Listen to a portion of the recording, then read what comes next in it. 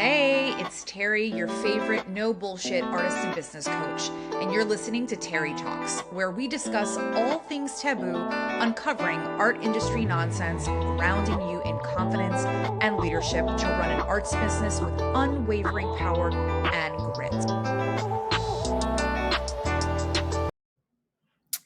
Hello, and welcome back to another episode of Terry Talks. Now, whether you're listening on Spotify or you are watching my gorgeous face on YouTube, today's episode, I've talked about this a lot on my stories, but I want to talk more about the relationship that we all have with social media. Before I get into that, if you hear any kind of like chewing sounds or a bone just dropped, I am currently fostering another dog. This is probably, my seventh. I've lost count, but I have gotten 5 dogs adopted. It's kind of my thing. It's an incredible and rewarding experience and extremely difficult. If you are watching, he just made an appearance, Huey. So I've only had him for almost 3 weeks now, and we've done some potty training. We've done some impulse behavior control, shit that I know nothing about, but I am learning with Huey, and it's definitely, a lot of learning curves, but it's again some of the most rewarding work that I have done aside from, being an educator and being a coach. So that's on the personal side of things. Let's get into this because I want to make this a nice, brief, to the point episode. And so for the sake of time, for the sake of simplicity, I'm going to do 3 signs that you have. I don't want to use the word toxic. Let's use the word negative relationship with Instagram and what mindset shifts need to happen in order for you to repair that. So the first sign, let's just call them red flags. The first red flag of having a, challenging relationship with Instagram is that you constantly need breaks.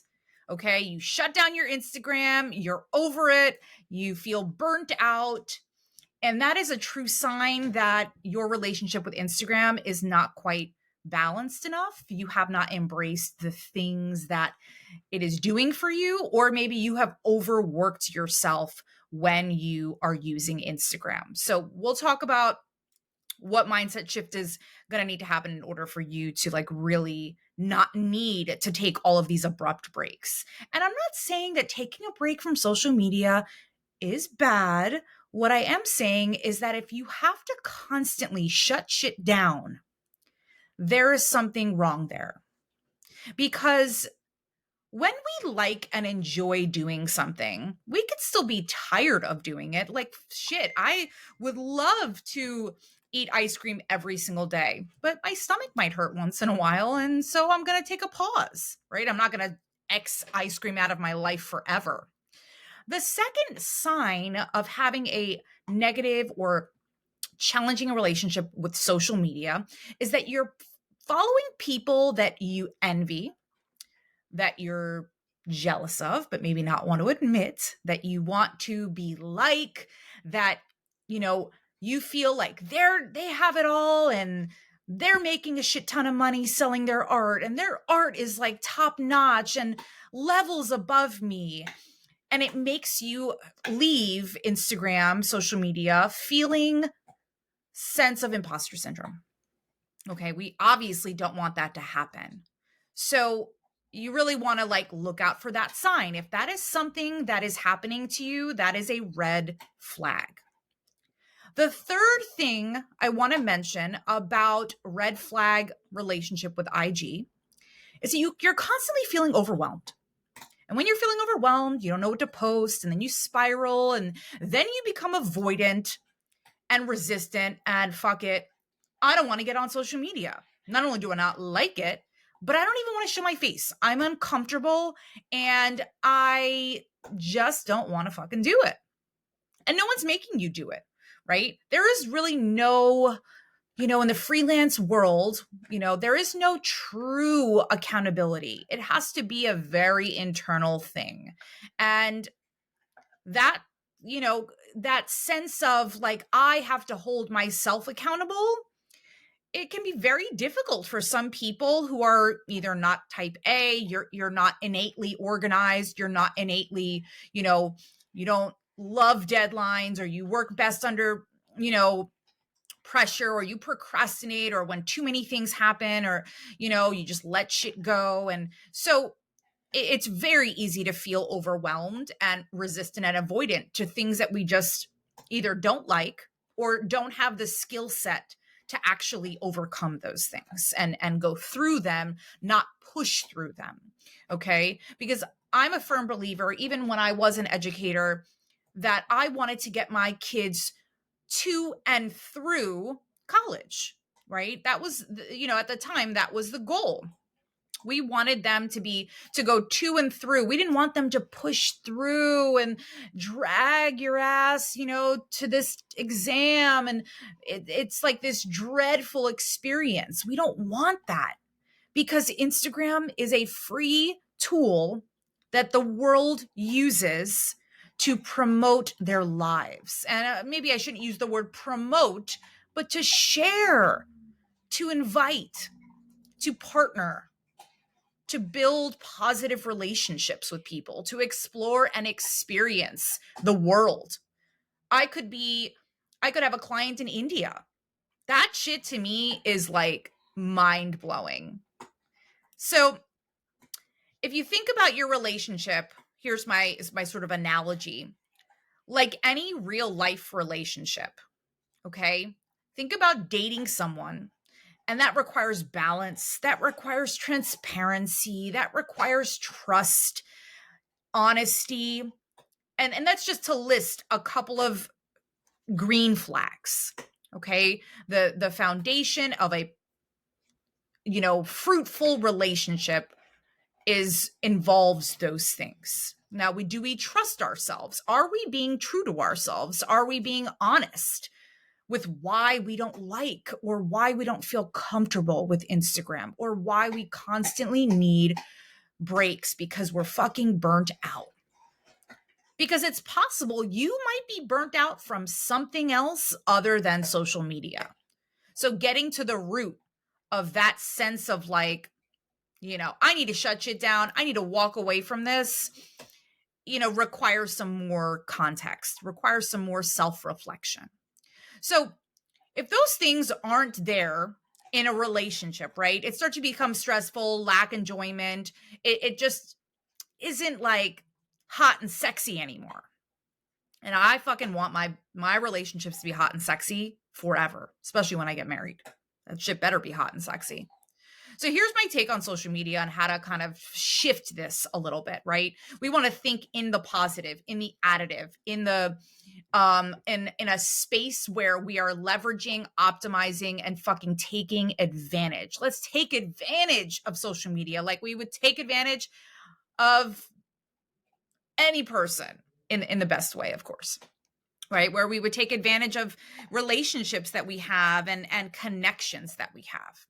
So the first thing that I think is important is that I only follow people who inspire the shit out of me. That is a non-negotiable. Okay? If you give me the ick, if you make me feel a sense of imposter syndrome, I follow lots of coaches because I'm in the coaching space. I follow lots of artists because I'm a service provider. But when I see a coach flaunting their money, flaunting how many clients they have, flaunting their mansions and their white backgrounds when they get on stories and, their cleaned up version of themselves, that to me is an automatic unfollow. Not only is it not my vibe, but it doesn't enhance my thought process, my perspective in any way. It just gives me the ick. Makes me feel like shit sometimes, to be honest. Makes me feel like maybe I'm not doing enough because I don't have a mansion. So that's sort of that first thing that I make sure to have a boundary around. And I'm pretty good at holding boundaries when it comes to my business. The second thing I do is I unfollow and audit my account, definitely monthly, if not a little bit more than that. Folks who aren't active, I love to do a spring cleaning. It like gets kind of, I was just talking to a client, gets kind of addictive, right? But I also unfollow the people who kind of spark that like, ooh, I envy that person or I'm jealous of that person. If they make me feel like shit for even a second, they're unfollowed or they're muted. Okay. So, I don't follow people that I have any kind of envy or jealousy. I am me. There's no replica of me. And I want to follow people in the same vein of messaging, of morale, camaraderie, positivity, people who don't gatekeep. Like there's a list of kind of characteristics of people I want to follow. And I can do that because it is my Instagram account. I can curate it the way that I choose. And you have the ability to also control all aspects of your social media and what you choose to invite into your space and what you choose to keep out of your space. I embrace Instagram for exactly what it's done for my business. I have met some of the most incredible people, artists, other business providers, other coaches, amazing people who have, worked on my website or my branding or anything. Maybe they've been on my podcast. Maybe we've had a conversation on the phone. Maybe we've met in person. I mean, this shit is unreal, right? When you work any kind of system, you want to be able to kind of see the impact. You want to be able to reap the benefits. And without Instagram, I may not have been as successful as I have been, even at the beginning stages during the pandemic, because that's when I really, truly dove into one-on-one coaching. So I really think about what it's done for me, and what I've been able to like accomplish on Instagram. And then the last thing that I want to mention is that I never push myself in a way that makes me start being fake. So here's an example. If I'm tired, I'm not showing up on Instagram because that's a moment that I am not going to show my face untired, right? Like I'm not going to lie and be like, oh, I'm so excited right now. If I'm tired, I'm not going to show up like that. And I'm not going to show up like I'm not tired. So that's a choice that I have, right? I'm not necessarily going to, come on Instagram and try and push through. I don't like that sort of mentality. I want to show up feeling good, right? If I don't feel good, I'm not going to the bar. If I don't feel good, I'm not going on a fucking walk, right? There's just certain things that I think, will give me some resentment if I start to do that. And there is a lot of resentment, I think, around social media. When I hear folks talk about it, it's as if social media did something to them. When in reality, we can actually control and curate what is in that particular platform. So I hope that this information is resonating, and maybe you're writing some stuff down, or maybe you have, maybe one sentence that I said today was impactful. And maybe you can connect to that in the coming months, or maybe it's something that will stick with you for years. Because there's certain things that I hear and I'm like, I'm reminded of that thing, whenever I'm in that sort of situation, right? It's like a song, you broke up with someone and you listen to this song till the record was broken. And now it's just reminds you of that person. So I'm going to pause here. I hope that this was super helpful for you. Obviously, I'm going to request that you subscribe to this, that you rate on Spotify, and share this with other people in the creative world. because it's important for us to all share resources. There's no reason for us to have to reach so far when things are so close to us. So when I'm asking is to make sure that you're engaging with everyone as they would engage with you. And thank you so much for listening to another episode of Terry Talks. See you soon.